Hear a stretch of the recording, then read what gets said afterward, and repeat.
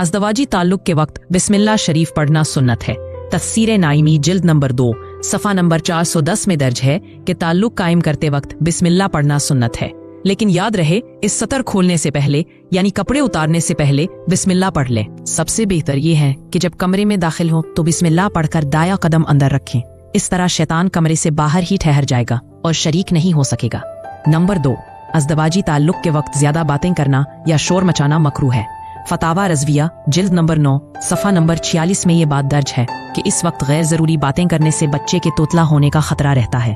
इसी तरह इस वक्त औरत की शर्मगाह की तरफ कसरत से देखने से भी बचना चाहिए, क्योंकि इससे बच्चे पर मनफी असर पड़ सकता है। और बेहतर यह है कि ताल्लुक कायम करते वक्त ऊपर से कोई कपड़ा या चादर डाल ली जाए ताकि हया बाकी रहे। अब सोचिए, ये 3 बड़ी गलतियां आम तौर पर हो जाती हैं। ताल्लुक के वक्त बातें करना, जरूरत से ज्यादा देखना और बगैर चादर के मुकम्मल बरहना होना। हालांकि ये तीनों मकरूह है और आने वाली नस्ल पर भी असर डाल सकती हैं।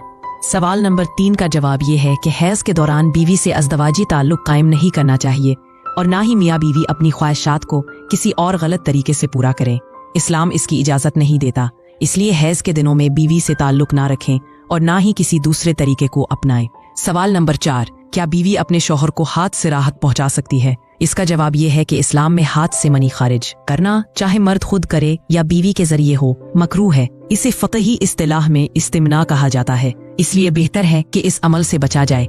सवाल नंबर 5, क्या मियाँ बीवी एक दूसरे के कपड़े उतार सकते हैं?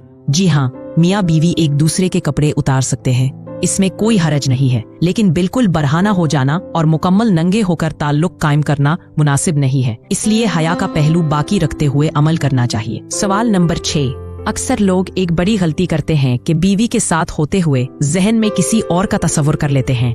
याद रखें, ऐसा करना सख्त गुनाह है और जिना के करीब है। अज़दवाजी ताल्लुक के लिए किसी खास वक्त की कैद नहीं है, मगर ये ध्यान रखना जरूरी है कि ताल्लुक की वजह से नमाज ना छूटे। ऐसा वक्त ना चुने कि नमाज क़ज़ा हो जाए, क्योंकि ये हराम है। सवाल नंबर 7, क्या शौहर बीवी के सीने से प्यार कर सकता है? जी, इसकी इजाजत है, लेकिन अगर इत्तेफाक से दूध हलक तक पहुंच जाए तो वो गुनाह है, इससे तौबा करनी चाहिए। अलबत्ता इससे निकाह पर कोई फर्क नहीं पड़ता। बहुत से लोग गलत फहमी में कहते हैं कि निकाह टूट जाता है, ऐसा बिल्कुल नहीं है। फतावा रज़विया में साफ लिखा है कि इससे निकाह पर कोई असर नहीं पड़ता। सवाल नंबर 8, क्या मियाँ बीवी एक दूसरे के जिस्म को देख सकते हैं? जी, एक दूसरे के जिस्म को देखना और छूना जायज है, लेकिन फुक़हा ने लिखा है कि बीवी के मखसूस मकाम को कसरत से देखने से परहेज करना बेहतर है, क्योंकि इसके बुरे असरात हो सकते हैं, जैसे याददाश्त की कमजोरी या नजर का कमजोर होना। सवाल नंबर 9, क्या बीवी ऊपर हो और शौहर नीचे होकर ताल्लुक कायम करना जायज है? फुक़हा ने इस तरीके को दुरुस्त नहीं कहा, इससे औरत की सेहत पर असर पड़ सकता है और बाज़ औक़ात बांझपन का खदशा भी रहता है।